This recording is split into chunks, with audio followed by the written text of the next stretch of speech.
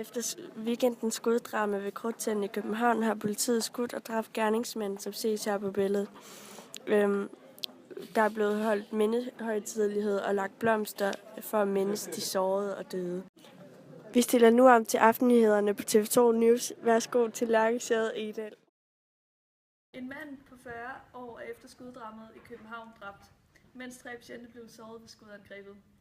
Politifolkene er heldigvis meldt ud for livsfare. Målet var formentlig den svenske tegner Lars Vilks, som før tegnede profeten Mohammed som en hund. Politiet tager et forsigtigt forbehold til gerningsmandens motiv, men siger dog, at sagen efterforskes som et terrorangreb. Fra politiets efterretningstjeneste bliver der i en pressemeddelelse sagt, at alt tyder på, at angrebet var planlagt, og omstændighederne omkring skyderiet peger på, at der er tale om et terrorangreb.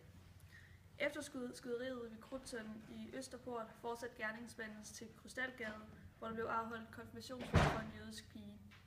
Her stod en jødisk mand vagt, som blev dræbt af skud i hovedet. Gerningsmanden blev selv skuddræbt under en skududveksling på politiet ved Nørreport station omkring kl. 5 om morgenen.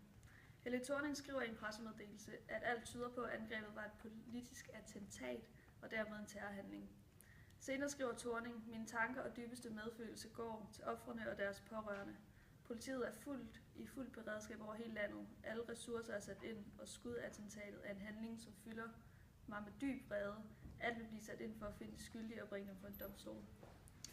Venstres formand Lars Løkke har også været ude udtale sig og siger, uden at kende motivet og gerningsmanden står et klart. Det er en fej handling og et angreb på en fredelig og demokratisk måde, vi har valgt at leve vores liv på i Danmark. Vi skal sætte alle kræfter ind for at finde de skyldige, så de kan blive stillet til ansvar for deres handlinger. I en svær tid må vi stå sammen og værne om vores værdier. I Danmark vil vi ikke give efter for vold og terror. Englands mange år med problemer med gældskrisen og med en hjælpende hånd i form af et hjælpeprogram, der nu er udløbet, siger Angela Merkel stop. I et interview med avisen Hamburger Abendblatt udtrykker den tyske forbundskansler klart, at Grækenland allerede har fået store håndsrækninger. For at demonstrere mod det vil nogle græske politikere ud af eurozonen og danne egen møntfod.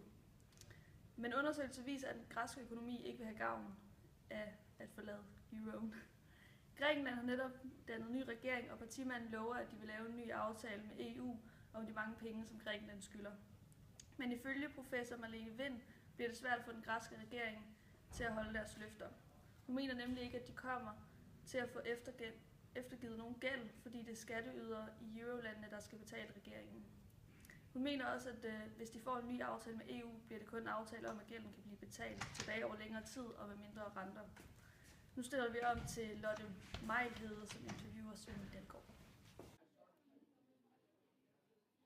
Talt meget om, at selve succeskriteriet for det her møde, som faktisk er et dramatisk møde, der er succeskriteriet bare, at det skal holdes flydende, at man skal ikke gå i hårdknude, man skal ikke komme til at skændes for meget på det her møde. Nu hørte vi lige Dijsselbloem, som jo altså er formand for Eurogruppen, den hollandske finansminister, som jo siger, at man skal selvfølgelig snakke med grækerne, men at det er vigtigt, at aftalen holdes. Så hvordan vil du beskrive stemningen her? Lige før mødet, det er jo det sidste, vi har set til dem. Ja, holdningen er jo altså den, ja, vi bliver nødt til at høre på det her land, som vi har med at gøre, fordi de har haft et valg. Folk, de mener noget andet, end de mente før.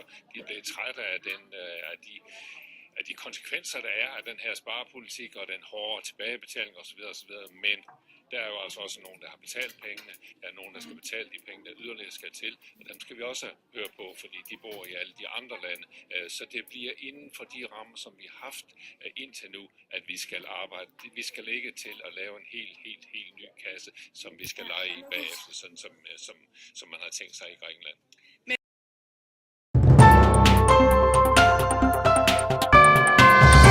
Nye tal for Danmarks Statistik viser, at 72.339 personer har fået opholdstilladelse i Danmark i 2014, hvilket er det højeste tal siden 1984. Tallet består af personer, som har fået mulighed for legalt ophold i Danmark, enten ved form af EU- eller EØS opholdsbevis eller ved en opholdstilladelse. 40% gælder opholdstilladelse til folk, som er kommet til Danmark for at arbejde. Samtidig består 24% af folk, som er under uddannelse, mens både familiesammenføringer og asylansøgninger begge udgør 8%. De fleste opholdstilladelser er givet til statsborgere fra Rumænien, Syrien og Polen. Tallene fra Danmarks Statistik viser samtidig, at antallet af asylsøgere er fordoblet fra 2013 til 2014, hvor der går fra 7.540 personer til 14.815. Størstedelen af asylsøgerne kommer fra Syrien, da borgerkrigen er gået ind i sit 4. år. 7.185 syrere søgte om asyl i 2014, som svarer til 48% af alle asylsøgerne. De knap 15.000 asylansøgninger er væsentligt mindre end de 20.000, som regeringen forventede. Antallet af asylsøgere, som kan forlænge deres ophold i Danmark, er 10.113, hvor de resterende 4.700 personer er sendt til et andet land i EU og får deres sag behandlet. For 2 uger siden vedtog et flertal i Folketinget regeringens forslag til asylstramninger, som vil betyde, at flygtninge, særligt truende eller udsatte, først vil kunne få deres familie til Danmark efter et år. Virksomheder skal nu til at betale for deres penge stående i Danske Bank, sådan skriver Berlingske Business Finans. Det drejer sig ikke om alle, men 4% af de mest velhavende erhvervskunder i Danske Bank bliver ramt af den negative rente, efter at banken netop har besluttet at ændre rentesatserne. Det skal dog understreges, at ændringerne ikke vil komme til at have betydning for privatkunderne. Danske Banks pressechef Kenny Let siger,